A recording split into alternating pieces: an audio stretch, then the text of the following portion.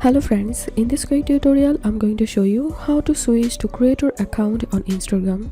But before getting started this video, make sure to subscribe. How to 1 minute. So first of all, open Instagram, then click on your profile icon and then click on settings and click on switch to professional account. And then here you'll find these two options. One is creator, another is business. So if you are looking to convert your account to a business account, then you have to select this option. So now we are going to see how to convert to creator account. So I'm going to select this one and then click on next and then click on next.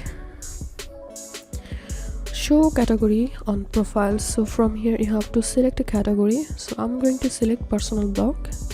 Done. Switch to a creator account, click on continue.